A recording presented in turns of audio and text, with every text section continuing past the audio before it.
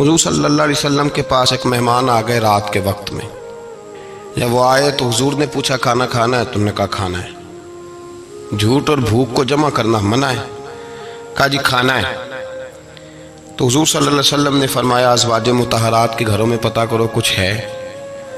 حضرت ام سلمہ کے گھر میں پتہ کیا تو کہا یا رسول اللہ 4 دن سے روٹی نہیں پکی. حضرت زینب سے پوچھا تو کہا حضور کئی دن سے چولہا ہی نہیں جلایا. حضرت عائشہ صدیقہ، حضرت میمونہ، حضرت سودا، تمام گھروں سے بظاہر یہ 2 جہاں کے شاہ ہیں پر پاس کچھ رکھتے نہیں. 2 جہاں کی نعمتیں ہیں ان کے خالی ہاتھ میں. ہر چیز ہے پر فقر اختیاری ہے. کوئی شے نہ ملی تو نبی پاک صلی اللہ علیہ وسلم نے مسجد میں اعلان کیا، فرمایا کون ہے جو میرے مہمان کو روٹی کھلائے. ان لفظوں کا حسن کوئی حسن والا ہی سمجھ سکتا ہے. فرمایا کون ہے جو میرے مہمان کو کھانا کھلائے. تو ایک صحابی لے گئے اور اٹھے وہ صحابی جو صحابہ میں غریب تھے، ایک انصاری جو غریب آدمی تھے. بہت زیادہ امیر آدمی اللہ کی راہ میں خرچ نہیں کر پاتا، اس کے لیے مشکل ہو جاتا ہے. اس کے لیے بہت امیر آدمی جو ہوتا ہے نا، وہ جتنا زیادہ امیر ہوتا ہے نا اتنی دیوار اس کے گرد کھڑی ہو جاتی ہے پیسوں کی، مشکل ہو جاتا ہے اس کے لیے. غریب آدمی کھڑے ہوئے. اگرچہ میرے محبوب کے غلاموں میں جو بڑے امیر تھے وہ بھی خرچ کرنے میں بڑے آگے تھے. حضرت عثمان غنی رضی اللہ تعالیٰ عنہ، حضرت عبد الرحمن ابن عوف، حضرت ابو بکر صدیق رضی اللہ. لیکن یہ غریب آدمی کا حضور میں لے جاؤں گا، میں لے کے جاؤں گا. اور یہ بخاری مسلم ہے. حضور نے فرمایا لے جاؤ. وہ اب صحابی گھر لے گئے اور بیوی سے مشورہ کیا.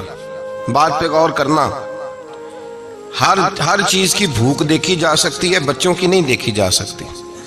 وہ انصاری حضور کے مہمان کو گھر لے گئے، جا کے بیوی سے مشورہ کیا. کہا بھلی مانس گھر میں کچھ ہے؟ تو اس نے کہا تھوڑا سا بچوں کے لیے کھانا رکھا ہے. بچوں کے لیے. بچے تو بزدل کر دیتے ہیں، بچے تو آدمی کو بزدل کر دیتے ہیں، بچے تو مار دیتے ہیں، کلیجہ پھٹ جاتا ہے بچہ بھوکا ہو تو، نیند نہیں آتی. اب صحابی اپنی بیوی سے کیا کہتے ہیں؟ کہتے ہیں بچوں کو بہلا کے سلا دے. اور رسول اللہ کے لیے نہیں، رسول اللہ کے مہمان کے لیے، بھئی نبی پاک کے لیے نہیں، حضور کے. تجھ سے در در سے سگ اور سگ سے ہے مجھ کو نسبت، میری گردن میں بھی ہے دور کا پٹکا تیرا.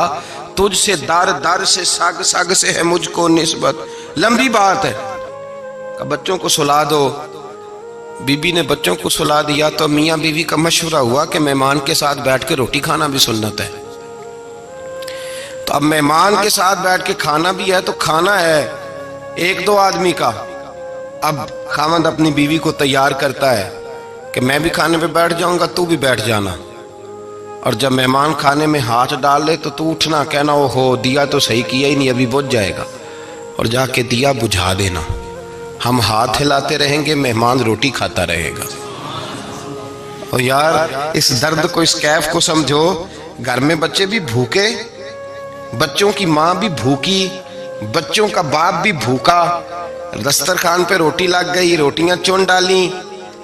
بی بی اٹھی کہنے لگی او ہو چراغ تو صحیح کیا ہی نہیں، یہ تو بجھ جائے گا. حوصلے مند بی بی جس نے بچے بھوکے سلا دیے. وہ بھوکے سوئے ہوئے بچوں کی بھوکی اماں اٹھی اور اپنے خاوند کی تابع داری میں اٹھی. میں گڈی تے ہتھ ڈور سجن دے، وہ جنج رکھے اونج رہنا ہے. اٹھی اور اس نے نہ دیا ٹھیک کرنے کے بہانے بجھا دیا. مہمان روٹی کھاتا رہا اور رسول اللہ کے نوکر قربانی دیتے رہے.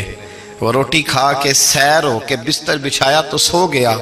یہ میاں بیوی ساری رات بچوں کی طرف دیکھتے رہے اور غور کرتے رہے اور راضی رہے کہ ہم نے حضور کا فریضہ نبھایا ہے.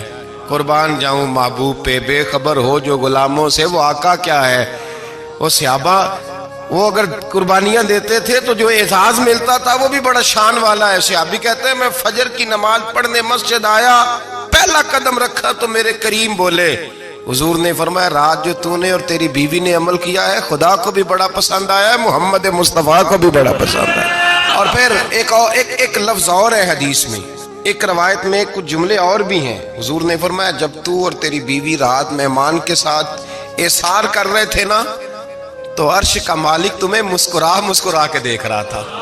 رب تمہیں دیکھ کے مسکرا رہا تھا، رب تمہیں دیکھ کے مسکرا، تر دامنی پہ شیخ ہماری نہ جائیے، ہم دامن نچوڑ دیں تو فرشتے وضو کریں۔ فرمایا وہ مسکرا رہا تھا کہ میرے بندے میرے رسول کی رضا کے لیے کیا کر رہے ہیں۔ اور صاحب دیکھو، نبی پاک کے لیے نہیں، خاندان کے لیے نہیں، خاندان نبوت کے لیے نہیں، حضور کے نہ سمجھیں یار، اس پہلو کو سمجھیں، نبی پاک کے بریلی کے امام بول پڑے، فرمانے لگے تجھ سے در، در سے سگ، سگ سے ہے مجھ کو نسبت، تجھ سے در، در سے سگ کتے کو کہتے ہیں فارسی میں۔ فرماتے محبوب تیرا دروازہ اور دروازے پہ کتا، اور کتے کے پاس میں بیٹھا ہوں، چلو کتے کے پاس تو بیٹھا ہوں نا، میری گردن میں بھی کوئی تو پٹکا آیا ہی ہے نا، تجھ سے در، در سے سگ، اور سگ سے ہے مجھ کو نسبت، چلو میری گردن میں بھی ہے دور کا پٹکا تیرا۔